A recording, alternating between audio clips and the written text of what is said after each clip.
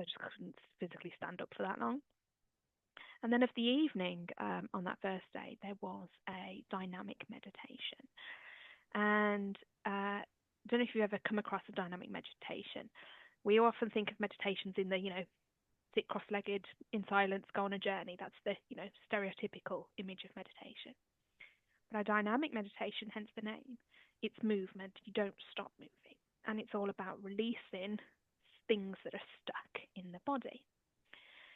And having done one of these previously, actually, with this same amazing teacher, I knew the drill. I knew it was a lot of, usually, it's screaming into a pillow, it's jumping up and down, it's hitting the floor, it's jumping up and down. It's very big, bold, massive movements, right? And I was there in this session, barely able to sit upright, quite frankly. I certainly wasn't going to be doing no jumping around. And so the first few minutes, of going through it, I can see all the other people in the room gearing up for their big moments and movements and all this to get out what they needed to get out. And I'm there thinking, well, this is going to be the most useless exercise in the world for me because I can't move. And the whole point is to move. So the first few minutes I'm sitting there and, basically just rocking side to side about, 3 or 4 millimeters and probably not much more. And that's literally all I could manage. And I'm sat down and that's all I could manage. And everybody else is doing their thing all around me. And I've got my eyes closed because throughout this thing you're supposed to have the eyes closed the entire time. And I have this moment, and the best I can describe it, it was like an out-of-body experience. And I could almost see myself from the other side of the room. And something about the picture that I saw of me doing this, just tiny, tiny movements side to side, and everybody else doing these big, bold releases. Something about the irony of in that room, I looked like the odd one out. I looked like the strange one. Something about the irony of that and the juxtaposition of it made me laugh.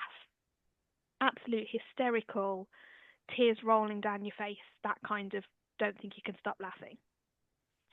And I basically spent an hour, the rest of the medical. So welcome back to the Passionate Pioneer podcast, series 3.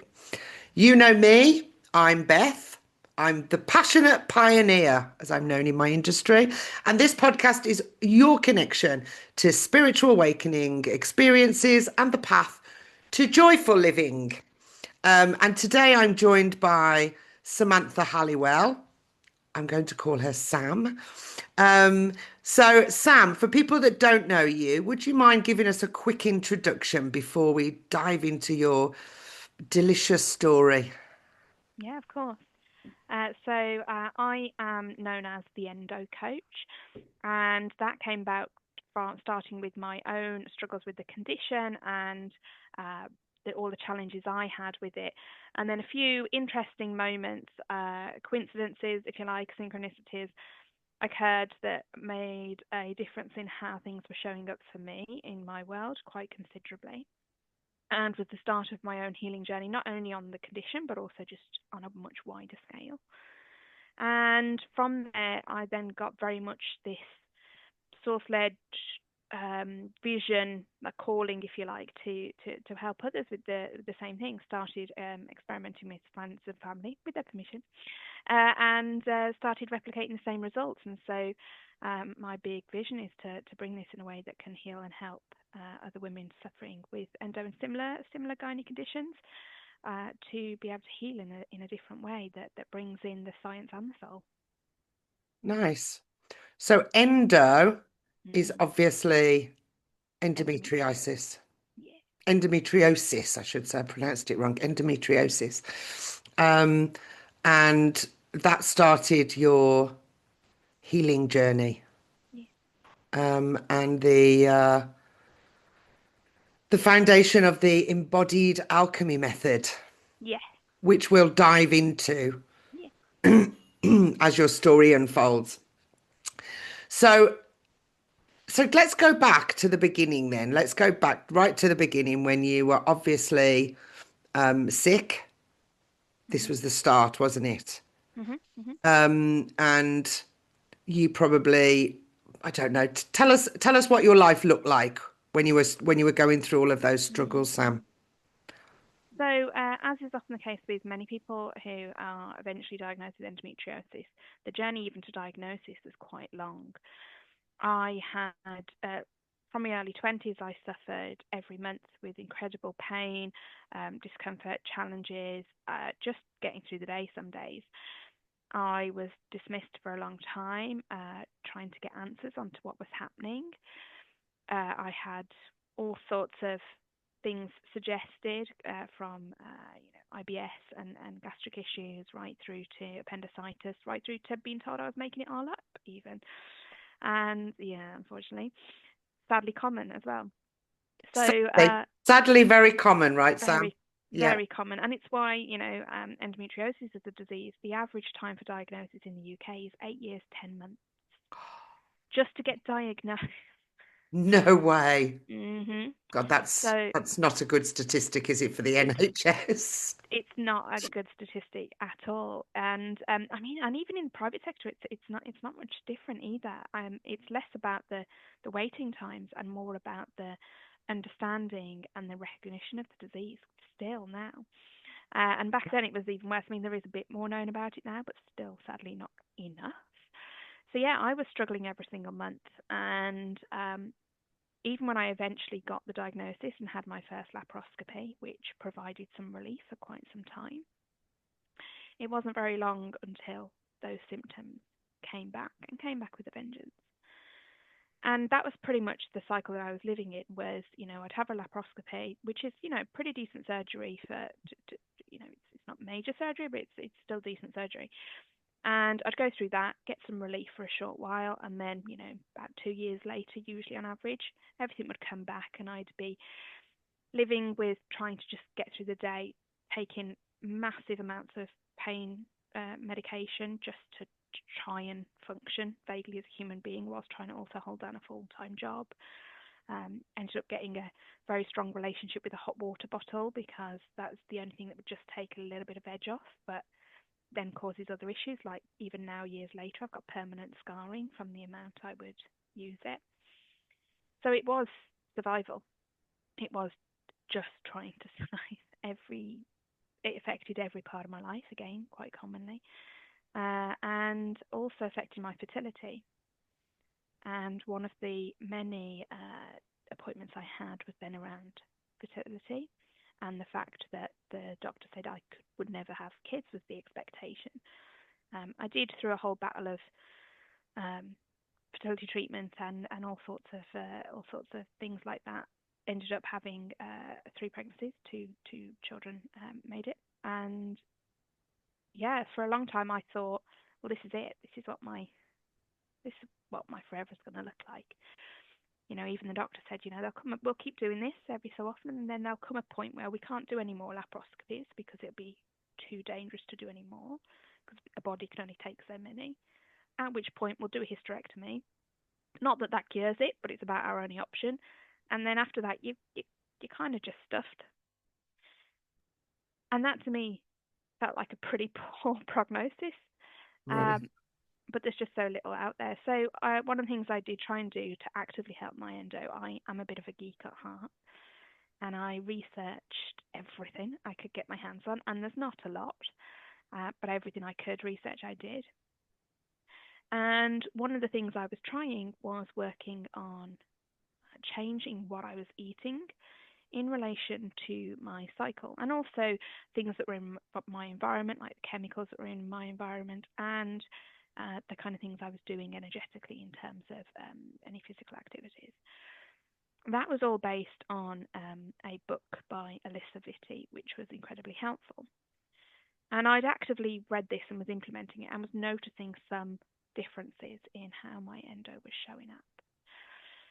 At the same time, not with the intention of it helping my endo at all, actually, I then embarked on a bit of self-development work, and on a really deep dive level. But what I noticed was that work was also having an impact on my endo symptoms, which was never the plan. I knew that I had, stuff mental health-wise that I wanted dealing with, and that's why I did this course. The endo difference was a shock. But being the geek and the studious person that I am, I very much entered this is interesting. Is this just me? Is this some like strange, freaky coincidence that's occurred just for me?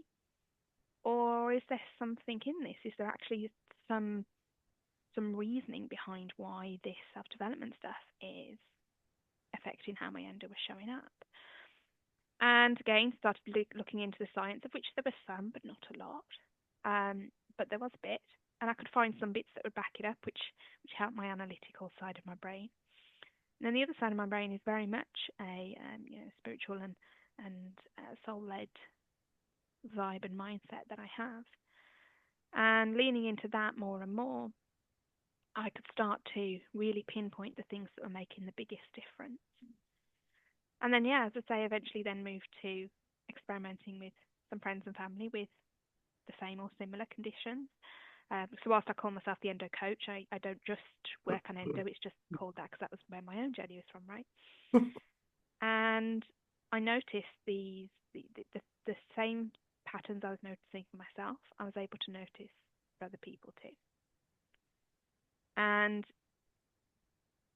I'd eventually got to this point of, okay, I want to help other people with this, right? And that's where I embarked on, various training to do coach training and embodiment facilitation and all sorts of inner child work, all these types of things, whilst mirroring it up and packaging it in a way that brings that soul and science together in that holistic way and very cyclical way, because everything that I was noticing in these patterns, the crux that underpinned all of them was a cycle.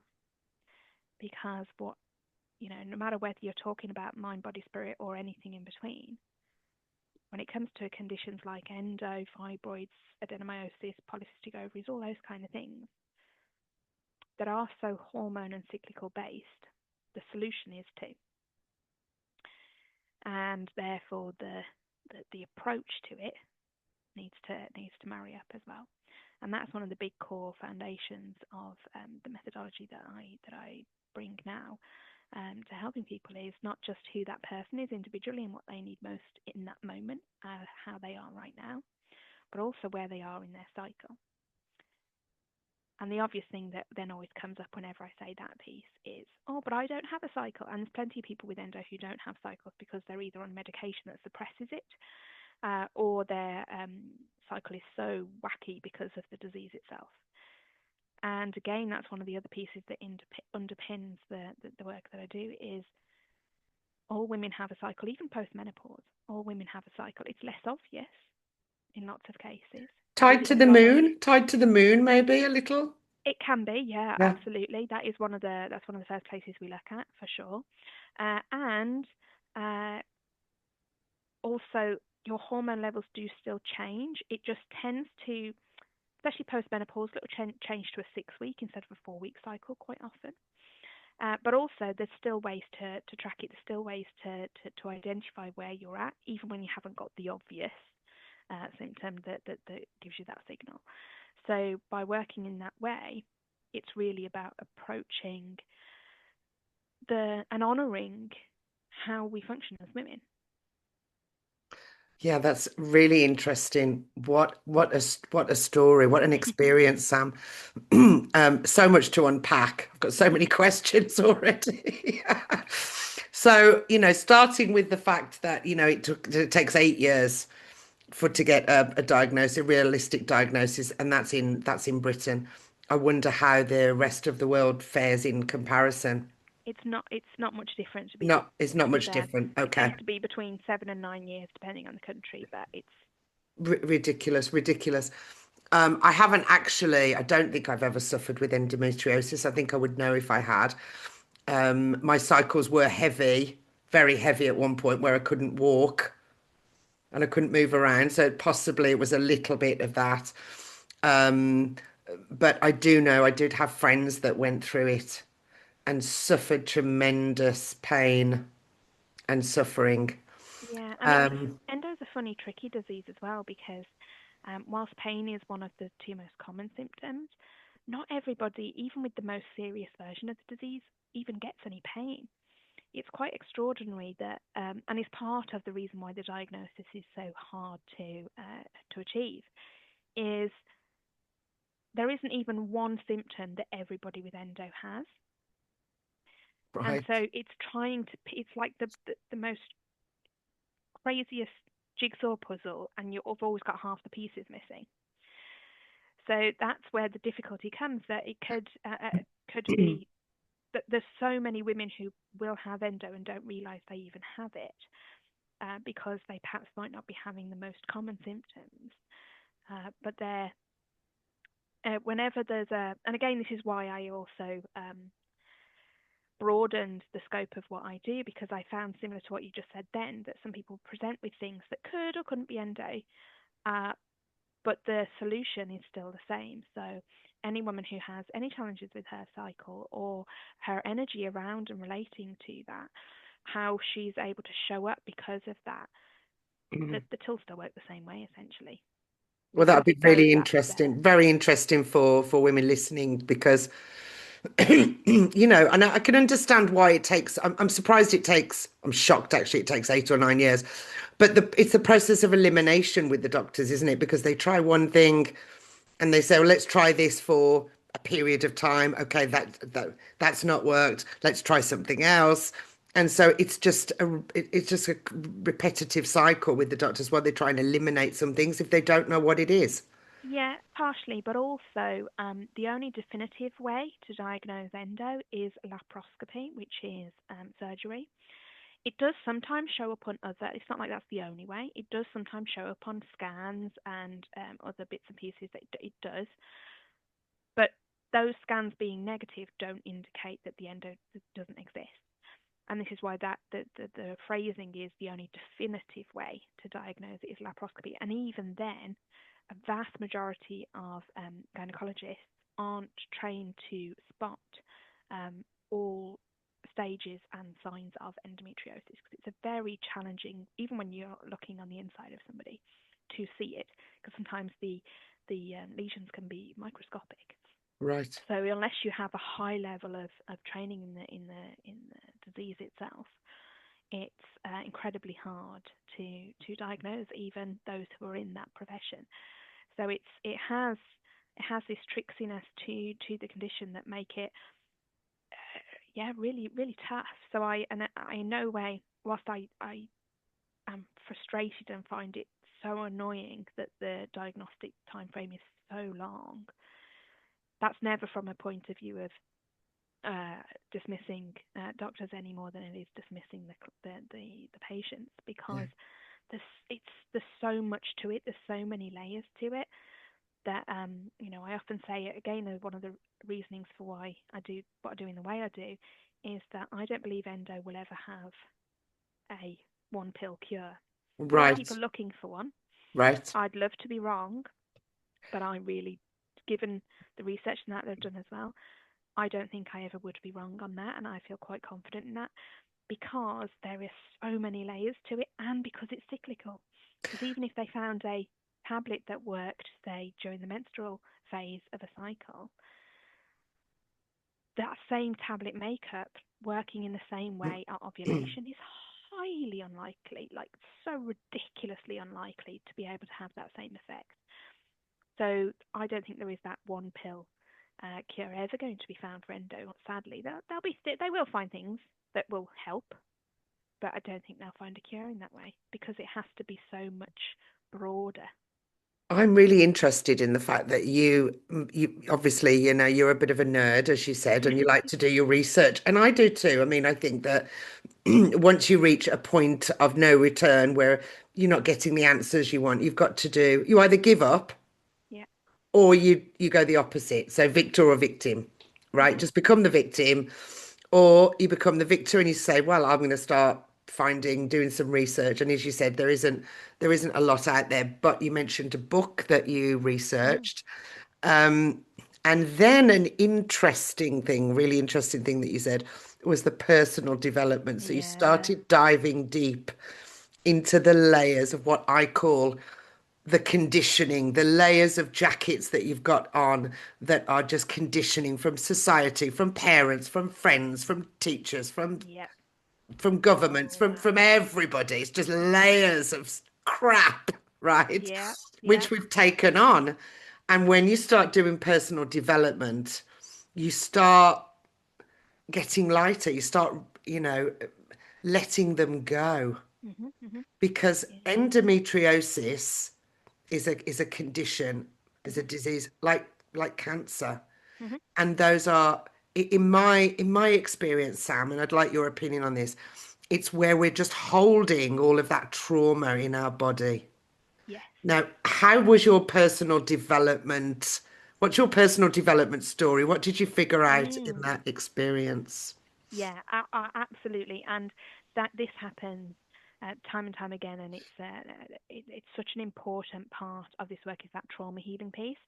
Um, trauma has been shown to cause inflammation and worsen inflammation, and endo is an inflammatory disease by its nature.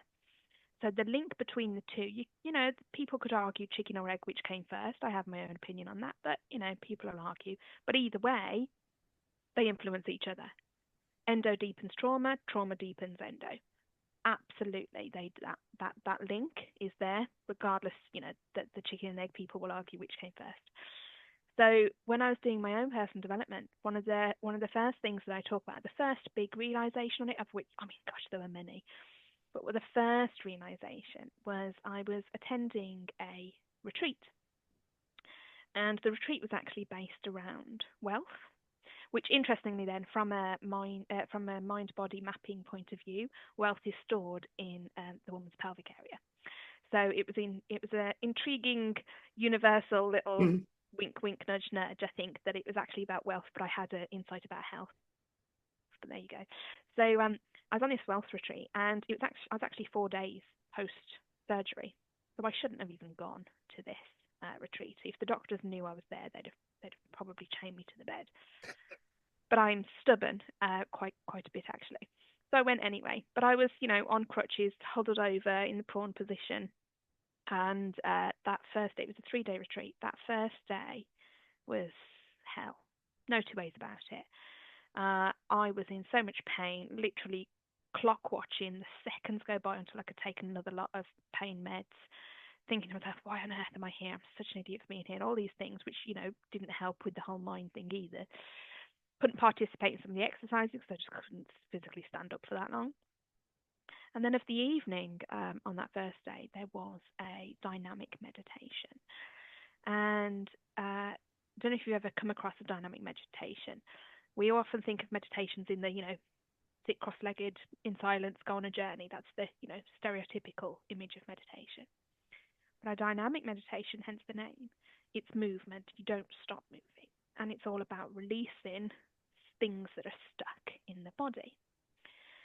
And having done one of these previously, actually, with this same amazing teacher, I knew the drill. I knew it was a lot of, usually, it's screaming into a pillow, it's jumping up and down, it's hitting the floor, it's jumping up and down. It's very big, bold, massive movements, right? And I was there in this session, barely able to sit upright, quite frankly. I certainly wasn't going to be doing no jumping around. And so the first few minutes of going through it, I can see all the other people in the room gearing up for their big moments and movements and all this to get out what they needed to get out. And I'm there thinking, well, this is going to be the most useless exercise in the world for me because I can't move. And the whole point is to move.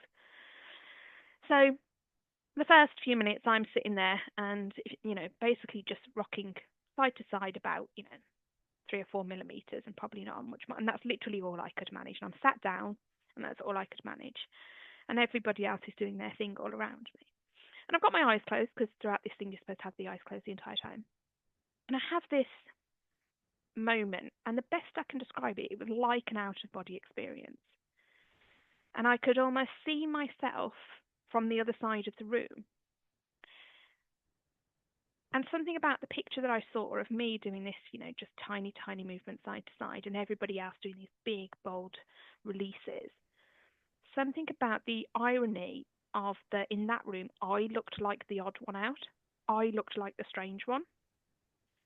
Something about the irony of that and the juxtaposition of it made me laugh.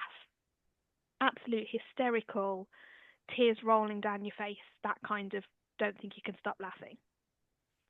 And I basically spent an hour, the rest of the meditation, just laughing. So, session ends, whatever, go to bed, okay. The next day, I woke up and could move completely differently. I practically skipped down to breakfast. I ditched the crutches. I felt like $1 million. I felt like I could have climbed Everest. I was so high on something and I didn't know what.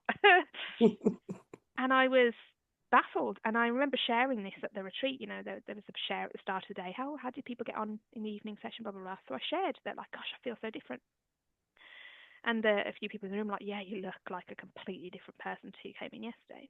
Hi, I just wanted to pop on here just to say thank you so much for being here, watching this video and supporting my channel.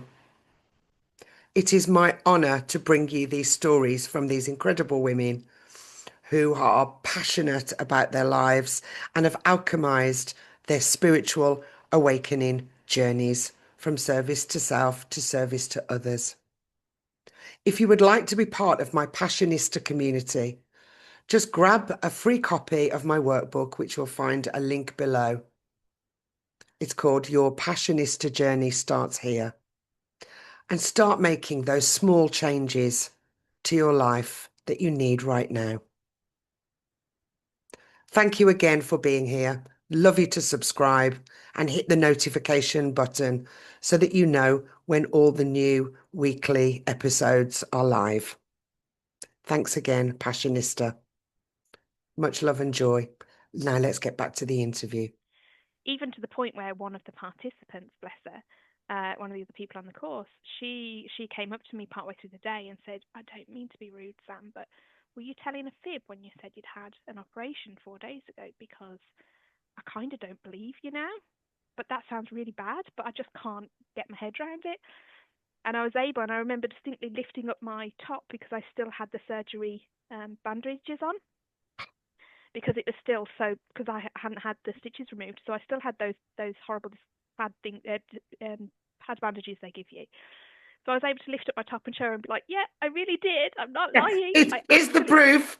Here's the proof. And she nearly fell over in shock because she was like, what on earth happened? And I'm like, I don't know. So after I'd got home from this retreat, that really was playing in my mind, like, what did happen?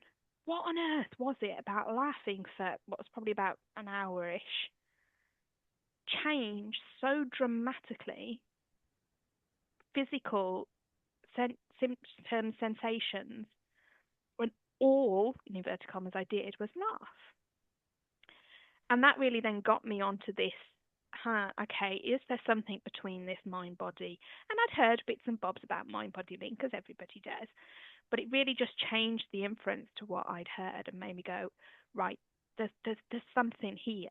This disease, this operation, like this, I'd physically been opened up 4 days ago, and now I feel light as a feather. And that's where I started doing more and more of the inner work and noticing this pattern between when I would be shifting something on an inner limiting belief or a trauma release or a inner child working, a parts piece, like all these different psychological methods, if you like, of releasing, that the correlation between my endo symptoms would follow a change as well. And I just dug into it more and more and learning the how things get stored in the body, and again that's then one of the pieces I do is embodiment. So it's kind of become a fashionable word all of a sudden this year. The word somatic seems to have appeared. Like I swear a year ago I'd never heard of the word, but all of a sudden everyone's talking about somatic. But that's then part of it. It's the embodiment work in particular that I do is moving the body in a very specific way to release that stuckness that appears under the body. And again, this is where the science and the soul piece comes in, because You can feel that on a very visceral, soul, spiritual level. And the science underneath shows that that kind of work puts us into a parasympathetic nervous state. And from that state, that's the state, the nervous system state, where we can heal, where we can regenerate cells, where we can move how things are and release them. And science has shown this as well. This Yeah. isn't, I mean, the was there as well, but this is where the two meet. And this is where I'm really passionate about that combination and that meeting of the two.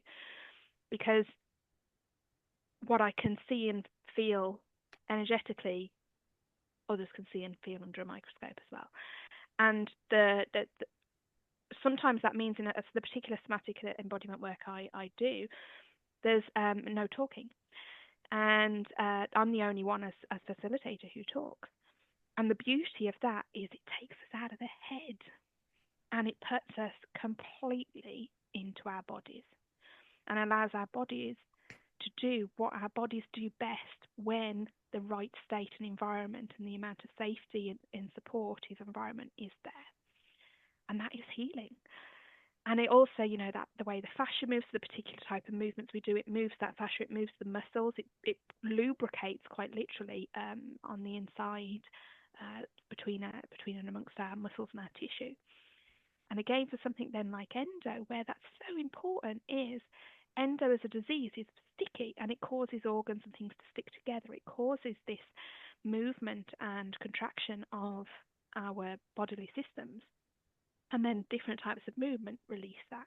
So it all comes round, and that's when the layers go up for me as opposed to down, because it all links together, and it just makes so much sense. And then you couple that with, you know, the inner child work. So I do you know, inner child healing and trauma, limiting belief patterning and things like that. That again that's different. That's not the somatic piece. That is the like a deep sort of meditative type state, but it's where we're digging really into what's beneath, what's happening beneath the obvious, and again then bringing the release behind that, but in a very careful and structured way, because one of the things that's really important for anybody, but especially somebody who's lived with a chronic condition, is it's the speed at which the person's meant to go at, because going too fast in some of those things can just repattern and re-trauma things, which is You just go into trauma again and your body just goes into fear and shock and goes, no thanks. Exactly, which is why it's that very careful balance between going the right amount and the right pace for the individual, and every person's unique on that for sure. I just love that. I love that he's just said, and you saw me. I was so excited when you just talking about laughing, because I'm all about the joy. Yeah. And you can't do anything from a place of fear. You've got to do what you want to do, make aligned decisions and heal yourself in a place of happiness or joy. It's the only time it happens. And it's when, you know, laughter is the best medicine. Where did that expression come from, right? Because it's your body releasing everything. What a beautiful experience that must have been. Yeah, it was. And I can remember it like, I mean, it was many years ago now, but I can remember it like it was yesterday. I really can. And it's interesting as you say that link between the fear and the joy as well, because part of the doing that healing is doing it in from the right state, but also in the right environment. Because if you have learned through patterning and your upbringing that everything around you and everyone around you is not safe, being able to feel joy is then actually really hard. It sounds simple, but it can sometimes be the hardest thing to do. And I remember that. I remember as part of my own journey on you know my inner work, saying to my coach at the time, I don't feel happiness. I said I've never felt happy. And he was like, really? I'm like, no, genuinely, I don't know what that feels like. And when we dug into it, it was because the safety hadn't been felt to such a degree to allow that part of me to open up. And so it was in a session of digging into that where the first step was providing that safety in a very particular way so that that part could open up. And as soon as it opened up, then I could work with it more and more every day because I had some access points. And at first, that access point was like, you know, if we think of it like a connections, it was probably about like a millimeter wide because I'd never had it. But then by working on it and broadening it every day through various actions and intentions, able to widen it until it can be, you know, as big as a road. But it has to start with that combination of safety is such a huge thing. It's a safety point, isn't it? It's a safety point. And if we don't feel safe, it's the fight or flight. And the body does that. You think the mind does it? No, the body does the same. It does. That, you know, there is that book, The Body Knows the Score, and it really does. The amount of times I've been able to pull a memory out of a part of my body that is playing up that I don't consciously remember, but I've been able to reach in and bring the memory out from the physical body part, as opposed to my memory bank, because my memory bank had shut it off completely. Right. Well, that's it, isn't it? Big trauma points in your life. You know, the brain closes them out, puts them in, just compartmentalizes, puts it in another part until you've just absolutely forgotten. Because it's just like, I don't want to relive that trauma. Don't make me talk about it. I don't want to talk about it anymore. I don't want it in my life. It's not me. And we distance ourselves. Very interesting, though, that from the, you know, starting point of endometriosis, that you went on this journey and this personal healing journey. Not just for that, but that led to personal development. That's what I call following the breadcrumbs. Yeah. Right. Oh yeah. Totally.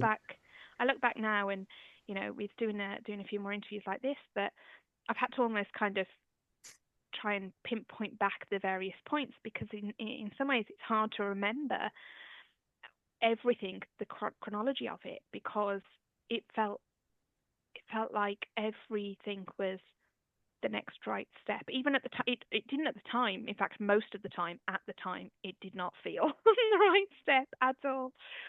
But that's where, for me, that soul piece really comes in. I have that very strong link and connection with my soul self and you know, the high, where even when it's not easy, I can lean into trusting. Where there was a time when I couldn't trust myself and others, I could trust that the universe was bringing the right things in the right way.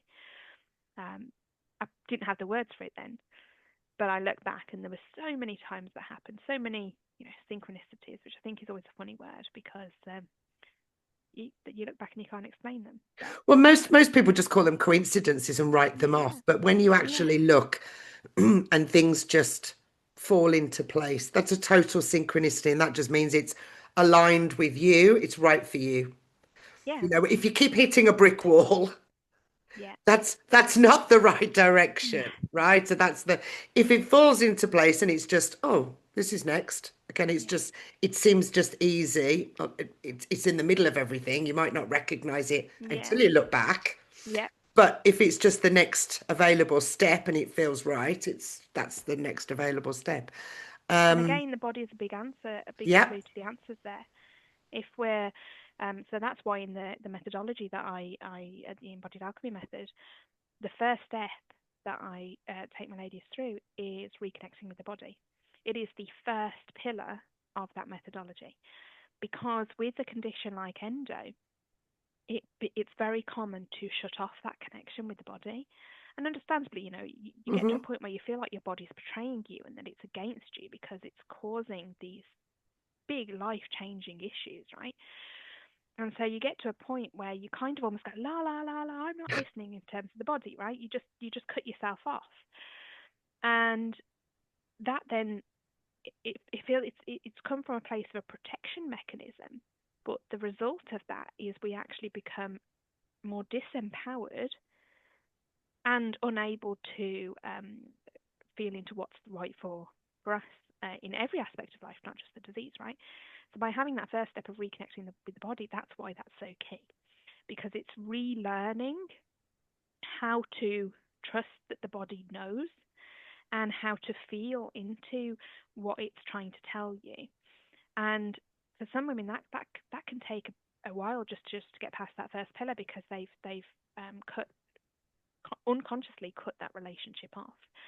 But when you're able to, you can then also open up to these synchronicities. You can also open up to that your body will tell you that this is the right thing and that's not the right thing. We talk about kinesiology as an example of that. That's a way of the muscles showing you, but there are other ways too. So many ways, and it's just about relearning that language that we were all born with, but we forget because of things that happen to us. We've been conditioned. Yeah. We've been conditioned. You talk about trust. We've been conditioned not to trust ourselves, not to listen to our inner voice, to listen to everybody else, and not ourselves, and not our body, which is total disempowerment. Oh, absolutely. So I can understand why that first step in your program is vital, because, especially when your body's been betraying you, or it feels like it for such a long time, nobody can help. I can't do anything about it. Total disconnect. Yeah. Right. Yeah, absolutely. Yeah. And that you can speak for, because that's how you felt, I'm guessing, as well, right? Oh, for sure. Yeah. I remember, wishing that I could, that we were in like a future world already, and I could sort of transport my head onto a robot. I remember those kind of wishes, as dramatic and fantastical and ridiculous as they were. But to me, that sounded like, pretty ideal solution. That, I consider myself fairly clever and switched on about a lot of things. I wanted to keep my brain, but the rest of me could do one. And that was where I was at some point. When you're sitting there crying on the bathroom floor, having been huddled up into the fetal position for the last hour, unable to even get yourself to sitting to be able to crawl to your bed, or waiting for your partner to come home so he could lift you into bed. You do want to just be like, oh gosh, can I switch bodies? And yeah, I can understand. That's a total disconnect, isn't it? You just want to, what's one wish? New body, please. Yeah. My partner now, husband, used to joke, I'll go to if you want anything from the shops, I'm like, yeah, can you get me a new stomach and a new set of legs and a new bladder, please? And he's like, right. When they called it the body shop, that wasn't quite what they had in mind, darling. But that was that was always the running joke that I'd say to him, and that's the level of disconnect that you get to when you're fighting something like this. But the answer is in the reconnect, not the continuation of that disconnect. It's not easy, but it's sometimes it's easy, but not always. But it's so vital. So, okay, you're just talking about relationships now, which is a perfect segue, because I'm just going to ask you now, how's your daily life, your relationships with the relationship with yourself and with others, and your overall well-being? How's that changed since you've gone through this journey? So much. The in terms of relationship with myself, I can remember the things I used to say about myself, some of which were from conditioning, and some were just the things that I'd picked up and learned on the way. But I was so horrible to myself. I was adding constantly to that conditioning by just repeating that rather than getting out of it. And the nasty things I used to say to myself, or the things that I used to believe. Gosh, one of the one of the big realizations I had in my own being coached was our family grew up with anger's one letter away from danger. And so anger wasn't an allowed emotion. Anger was seen as something incredibly evil that should never happen. And I used to almost be proud of that, thinking, oh, I don't do anger. I'm not an angry person. I don't have any anger. And I'd almost wear it as a badge of honor because I thought it was such a good thing, because I was brought up with that, angry people are nasty people, all these things about anger. And I remember when I said this to my coach, my coach at the time, very, very lovely, but also very blunt, and would sort of look, and I'd just get this look of like, you don't do anger, do you? I'm like, no, I don't have any. Really? And it was only then as we discovered that, of course, unsurprisingly for anyone who's gone through some personal development stuff, I actually had a lot of anger. It just had nowhere to go for so many years, and the only place it went was then in my body. And there was so much anger. I was angry about so many things. But then they weren't relating to the situation at hand. They were all stuff that was stored up. Right. It wasn't just the endo, it was all the other things that, because you weren't allowed, it wasn't safe to be angry. So we're just holding all of that in, right? Yeah. And that was a tough part of the journey, right? Because I had to then learn to do and be something that I'd been told to despise, right? And of course, as part of that, some of that was that I was also despising myself for even having these feelings, because I shouldn't be having them. And that was just one example. There were plenty, but that was one where, by breathing into it and leaning into the parts that we avoid and run away from, that the other side of it is a release. And now, taking anger as the example, my relationship with anger is, because anger's a really interesting feeling. It's a really interesting emotion, because it's there to tell us something. When we feel anger and it's not related to past stuff, when it's truly about this moment, what anger's telling you is that a boundary's been crossed. So as someone who never felt anger, it wouldn't surprise you to learn that my boundaries were shocking and non-existent. As are most women. Yeah. Because we're the caregivers and the ones that take care of everybody else before ourselves. Where are you on your schedule? Yeah. What do you mean? Women's anger is seen as bossy and dominant, rude. Yeah, all of the phrasing of women's anger is really culturally quite negative. Yeah. So there's the boundaries were non-existent for me. Whereas now my relationship with that is, if I'm feeling anger in the moment, I will, because I know it's a thing with me, even now, I'll still take a breath and just do a little, is this about now, or is this some new pattern thing that I haven't spotted yet? And I do that little check, because I know it's a thing for me that was a big red button, so to speak. And I've done a lot of work on it, but you never know. There's always layers to these things. So I take that breath, I'm like, okay, where is this from? And if I can identify it's for this moment, then I will go, okay, somebody has crossed a boundary, and I will have a righteous anger about that situation. It doesn't mean that I go off, screaming and shouting and, some bully or anything like that. But I will go, hang on a minute. Can we just have a check on this, please? Because I've said X and I feel like it's going towards Y. And it can be, and it's so simple now to be able to just have that conversation of, essentially what I'm saying is, my boundary is here and you're pressing that, so we're stopping. In some version of that, right? Yeah, you don't have to actually confront the person. It's about it's about a self-talk, isn't it? Just to say, okay, my boundary's crossed. Yeah, and it's knowing how to, and you learn how to then deal with it. And that's part of the journey as well. The first few times I felt it, because I'd not felt it for decades, I didn't then know how to express it. So there was a part where I didn't always get it right, and that's part of the learning. But I also know who I am deep down as a person is not someone who's nasty, or so what felt like very wrong times for me weren't for other people, so to speak. So what this all meant, really, when you come around to it, is that relationship with myself has developed into something that's much more authentic, much more realistic, much more present in the now, much more mindful of myself, my body, my connection to spirit, and other people and who they are in the world and how they're showing up, right? I'm able to separate when if something's happening that, oh, maybe actually I've unintentionally triggered somebody else's stuff.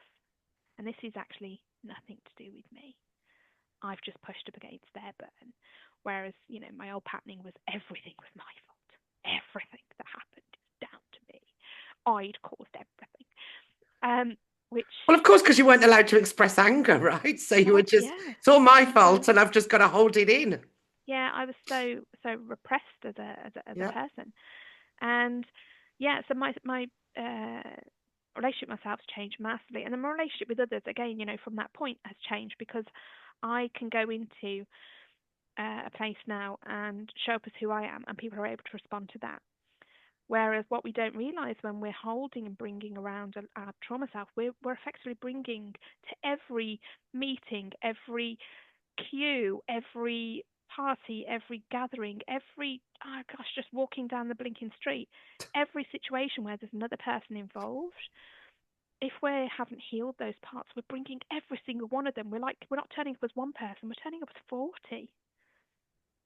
And 38 of them multiple personalities. Yeah, no, right? it really is. Yeah, and you don't know which one's going to start driving, which one's going to start which one's coming out today. And this is how we tend to respond to people. And I say that from a place of having done it, and gosh, never with any judgment, because I know what that's like, and I know how if you're not aware of it, you're not aware of it, and it's never on purpose. It's not intentional, but unconsciously you are bringing a whole tribe of people, all these personalities with you, and when you haven't done the healing, you literally don't know which one's going to start talking. Yeah. It's like the Dr. Jekyll and Mr. Hyde situation. Yeah. Which one's coming out today? Yeah, absolutely. And the challenge with that then is manifold, but that deepens the things as well, because afterwards, then when you're on your own, you're like, oh gosh, someone said that to that person, or oh, why did I say that? And then they said that, and it causes just more. Tells those parts of you that they're right, or gives that validation to that disempowerment. Whereas now, when I show up to people, and gosh, I'm by no means suggesting I've got it perfect, because I ain't no sort of. I don't like the word perfect. We're human beings. We're not perfect. Yeah, it's a journey still. It's always a journey. It's always a journey right up until the last day. So yeah, no means perfect, but one thing I do know I do is show up differently to other people. To the best of my ability, and with way more frequency than I would have imagined possible. I show up as lovely in the moment, and the other person's able to respond to that in that moment.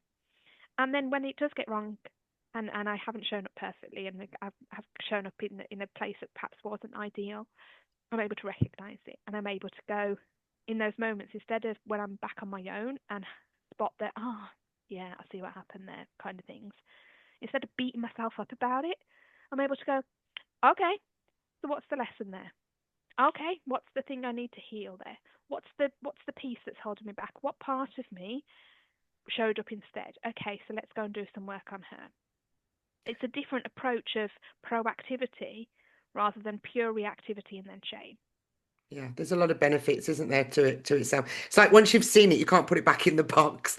You know how to deal with it. But once you've got those tools, life becomes easier to manage. Yeah. People become easier to manage. Situations, everything becomes easier, because you can self-regulate. You're like, okay, let me just stop for a minute. Is that Dr. Jekyll or Mr. Hyde? Right? Yeah, exactly. Why did I respond like that? Someone's crossed a boundary. I like all of those things that you said, because it is about it's self-awareness.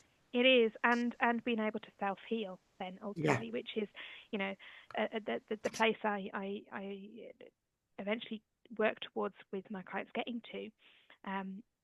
Perhaps, not always not something you'll find every coach saying, but one of my aims is for my clients to not need me. Right. And as soon as is reasonably possible for them and their journey and what they've gone through, I want them to not need me. I want them to get to a point where I'm like, girl, you've got the tools, you've got the stuff. When this kind of thing crops up, because it will, because you're a human being, you know how to deal with it. And I also remember getting to that point with my coach, where they were like, yeah, you don't need to be seeing me every week. Now, it doesn't mean I don't have a coach. I very firmly believe that every coach should have a coach. Yeah, right. Because you can only hold and help people as far as you've gone yourself. Correct. And because of the level of depth that I go to with my clients, if I stop at a point, I'm not serving my clients very well, or myself. And I refuse to do that. I'm committed to doing that work all the time. And so I do still have coach. Yeah, it's the ever-evolving journey, like you said, isn't it? Yeah. But the relationship and how that coaching works changes. It's not then every week, I need you to fix this, coach, or I've got this coming on, coach. What do I do about this? Like it's not then coming from that helplessness. It's coming from a, hey, so this thing, and I'm curious about what this means, or oh, this interesting thing happened, but then I did this. Now, what's your thoughts? And it changes the conversation to being empowered, but also a different type of relationship. It's like an interplay of conversation and a deepening rather than a feeling stuck and victims. Because well, you can't serve and be at your best if you haven't got the support yourself, right? You've got to practice what you preach, got to lead by example, right? So I totally agree. But that's really interesting about how you talked about, I think as a collective, we're going from service to self to service for others. And, I think that's very empowering when you say to clients, actually, you don't need me forever. We're done here. I'm always here if you need me, but, bye-bye. Yeah. Right. And then you could take them into a community where there's other, other clients where they've got somewhere where they can still connect and talk and have 100%. right. You've basically just described what is then the fifth and final pillar, which is that sacred structure and sustainability. Yeah. That's that fifth and final pillar. It's having that structure to be able to have yourself, those tools to know where to go for what you need. Yeah. And that the sustainability of being able to do that, as well as having that structure of people around you who are there and available and still able to reach out in the same way that I reach out and talk to my coach now.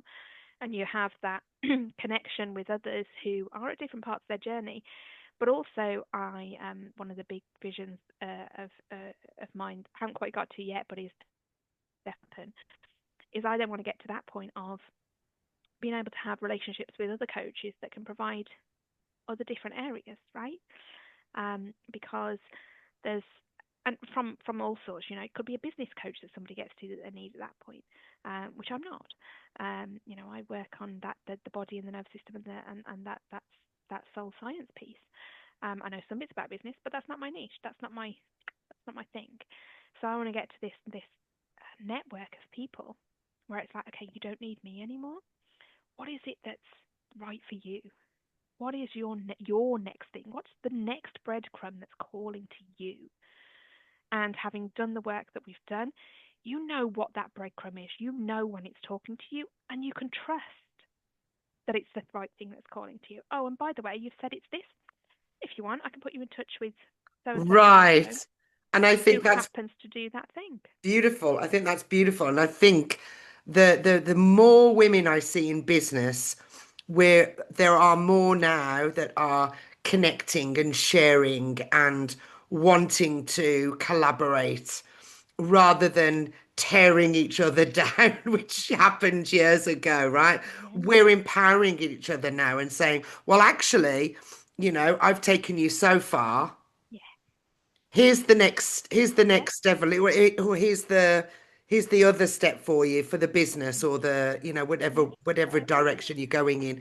I've got somebody in my, my network. Yeah, And absolutely. I think that's lovely. That's wonderful. And that's leaning into our biggest power and strength as women. We're, when you look at the different ways of describing how men and women are built for collaboration. We are that's back to cavewoman times. That was how we survived. Communities. Yeah, it was literally our survival mechanism. Yeah. It's how we thrived. And actually, where we've lost that as a society is where it's led to this insular feeling and inability to be able to to reach for the things that can help us most, because we don't even know where to reach for. Well, this isn't this saying is it takes a village to raise a child, it right? really does. So... and where we've lost that, it's such a has such a ripple effect, right? Because it can create such a huge loneliness. And gosh, I know I've ridden with loneliness for a long time. You know, it was a companion for a very long time. I could be incredibly lonely in a room full of people, Right. and it's such a painful place to be. It really is painful to be completely surrounded by people and so lonely. Yeah. And again, you don't even realize how you unintentionally make that worse. It's possibly the wrong word, but like bigger, if you like. Because I used to have as a badge of honor that I could go to a party, talk to 10 different people, and not one of them would ever remember my name. I could speak to somebody for an hour and they wouldn't remember my name. So that's again, that all comes down back to the full circle, to the disconnection, self-worth. I learned boundaries. Really well how to make myself invisible. Yeah. And forgettable, because it was from a safety place point of view. Yeah. But it meant that loneliness was even bigger, because I was keeping any possible connection away.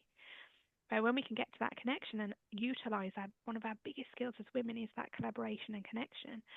That, you know, fixing another woman's crown before she even realizes it's tilted. That's how big impacts can happen. That's how massive change can occur. Global changes can occur. Yep. And that's the kind of thing that I'm so massively up for, because with the size of the vision that I have for this, it's that big, right? It's global changing. It is completely changing women's health at a significant, global, comprehensive, holistic level. And I can't do that alone. Yeah, exactly. Exactly. I don't want to anymore. Yeah, and see, I create a community here just by, I didn't realize I was doing it actually. It was just, you know, if you told me 5 years ago I'd have had a podcast and a community of passionistas, I would have said, what are you talking about? Right. So it's just the next available step, and it's just evolved. And, you know, and again, it's, you know, sharing stories, building communities, having people in my network that I can say, oh, I'll put you in touch with la, right? And connection is all about communities and connection. It's brilliant. Really, really lovely. Sam, I'm going to finish with asking you 2 questions I ask all my guests. Okay. If you could go back in time, what advice would you give to your younger self?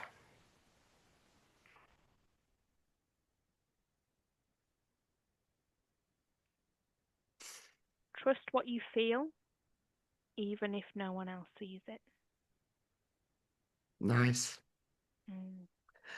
And the second and final question is, what do you hope your story will inspire in other women who are looking to live a more purposeful, healthy, and joyful life?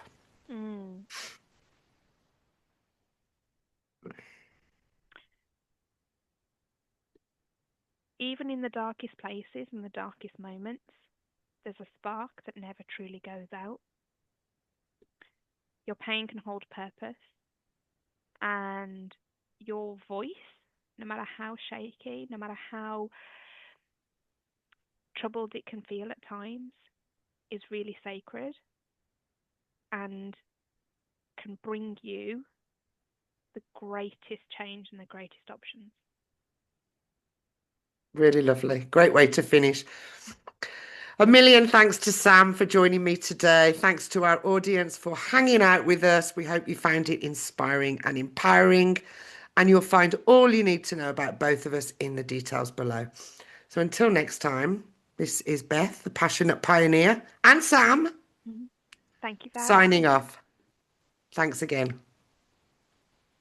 Wow, another powerful Passionista conversation.